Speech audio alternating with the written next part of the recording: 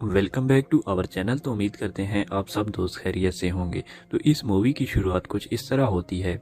जहां पर हमें तीन दोस्त दिखाई दिए जाते हैं जो माउंटेन क्लाइंबिंग यानी पहाड़ पर चढ़ रहे होते हैं और उन्हें ये सब करने का बहुत शौक था। एक दोस्त आगे था और उसके पीछे बाकी दो दोस्त थे और तभी उनमें से एक दोस्त ऊपर से नीचे गिरने लगता है, मगर उसके साथ रस्सी बंधी होती है जिसकी वजह से वो बच जाता है और आखिरकार वो उस पहाड़ पर पहुंच जाते हैं और वहां पहुंचकर आराम करने लग जाते हैं। और इनमें से एक लड़की जिसका नाम एलिसन था, वो अपने दोस्त से कहती है कि क्या तुम इन पहाड़ों पर ध्यान से नहीं चल सकते थे, और अगर तुम नीचे गिरकर मर जाते तो क्या होता। और इसके बाद ये तीनों दोस्त पहाड़ पर बने एक कॉटेज पर जाते हैं और वहां पर पहले से दो दोस्त इनका इंतजार कर रहे थे। और यहाँ पर आकर एक दोस्त एड को पता चलता है कि सिग्नल नहीं आ रहे और इस वजह से वो परेशान हो जाता है। और उधर ही एलिसन बाथटब में नहाते हुए ये सोच रही थी कि पहाड़ से नीचे गिरकर अगर एड की मौत हो जाती तो क्या होता।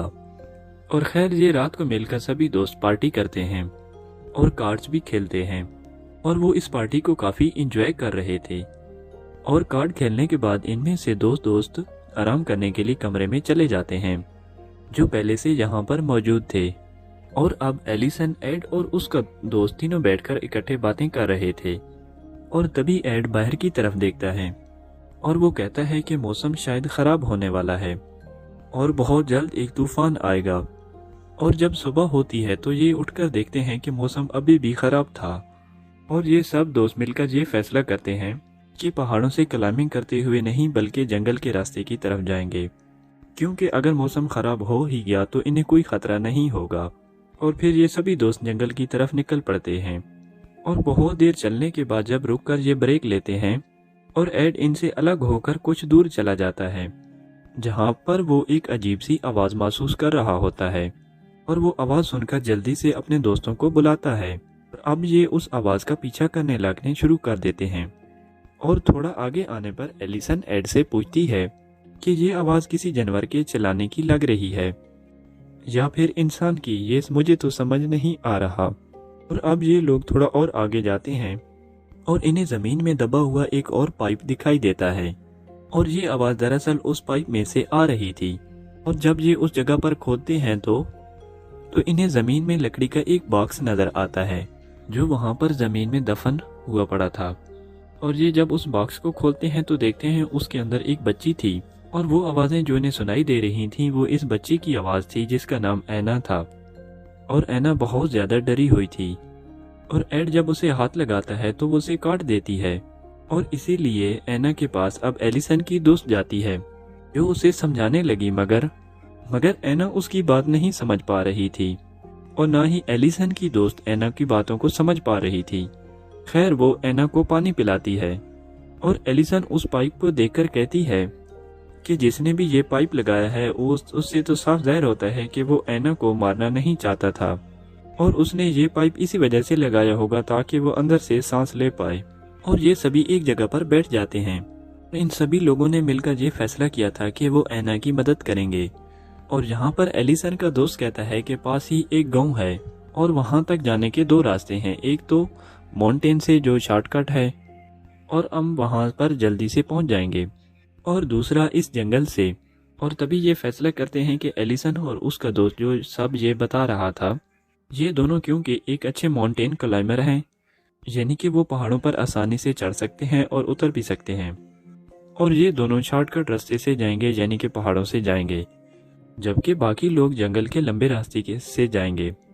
और मदद का इंतजार करेंगे। और अब प्लान के मुताबिक एलिसन और उसका दोस्त पहाड़ की रास्ते की तरफ निकल पड़ते हैं और एलिसन अब आहिस्ता आहिस्ता पहाड़ से नीचे उतरना शुरू कर देती है, लेकिन उसे आधे रास्ते पर जाकर पता चलता है कि मेरी रस्सी तो खत्म हो गई है। और अब इसीलिए वो पांव, हाथों और घुटनों का सहारा लेकर आगे बढ़ने लगती है। और वहीं पर एलिसन का दोस्त भी उसी के पीछे था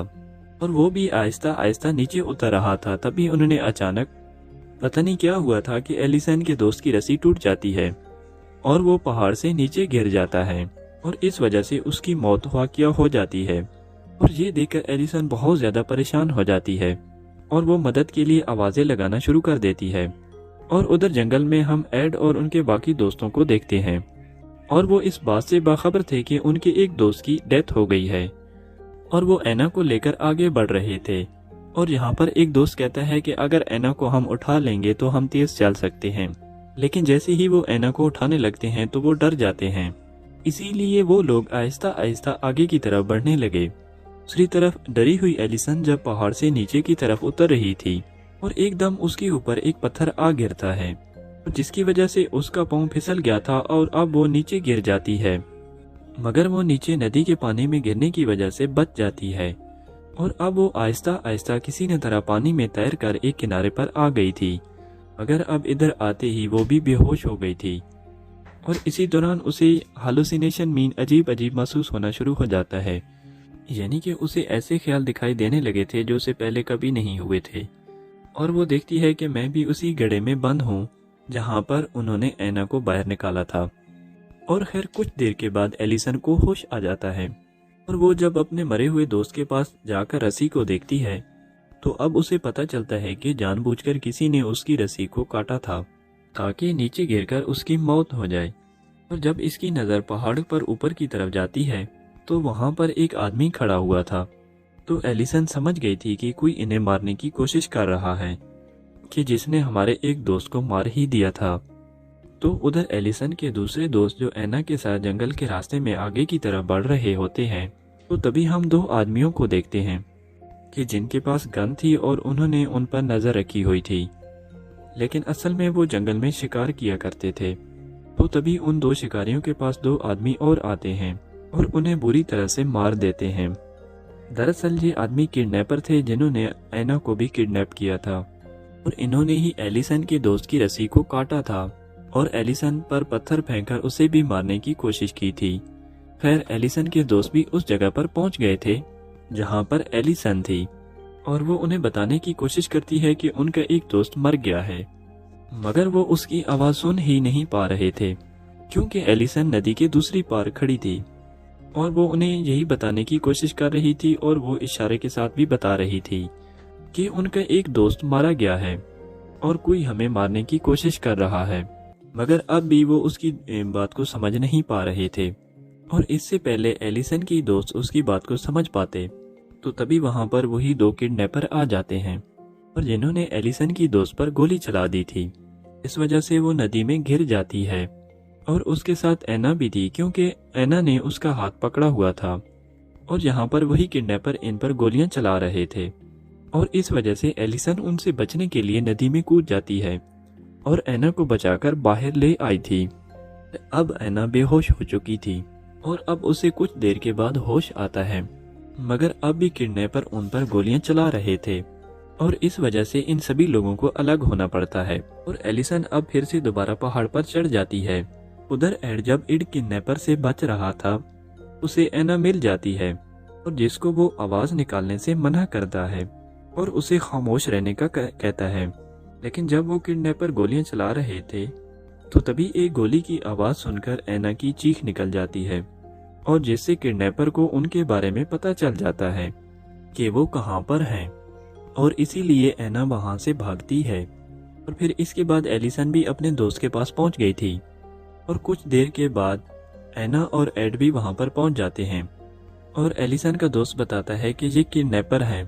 और इन्हें सिर्फ एना चाहिए, इसीलिए वो हमारी जान नहीं छोड़ रहे। और वो कहता है कि मेरे पास एक आइडिया है और मैं इन किडनैपर का ध्यान अपनी तरफ करूंगा, तो तुम पीछे से एना को लेकर भाग जाना। और वो ऐसे ही करता है और वो एक बोरी को उठाकर दूसरी तरफ भागता है, जिससे किडनैपर को ये लगता है कि वो एना को लेकर भाग रहा है और इसीलिए अब वो किडनैपर उनका पीछा करते हैं और उन्होंने उस पर गोलियां चला दी थी जिससे उसकी भी मौत हो जाती है। और अब दूसरी तरफ एलिसन और एड दोनों एना को लेकर भागते हैं और वो इस जंगल से निकलने में कामयाब हो गए थे। एड एलिसन से कहता है कि मेरा पाँव जख्मी हो चुका है,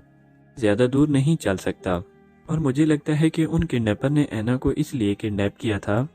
ताकि एना के मॉम डैड उन्हें बहुत सारे पैसे दे सकें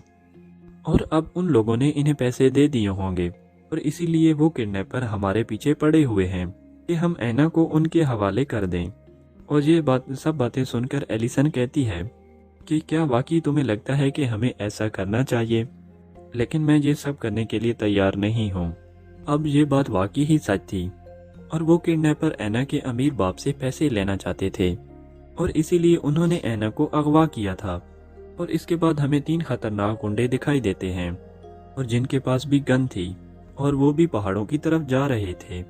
और ये तीनों एना के डैड के लिए काम किया करते थे और एना के डैड ने अपनी बेटी को ढूंढने के लिए इन्हें बहुत सारे पैसे दिए थे और इसीलिए अब ये गुंडे उन पहाड़ों की तरफ जा रहे थे। और दूसरी तरफ एलिसन और एड एना को लेकर गांव की एक पुलिस स्टेशन में पहुंच जाते हैं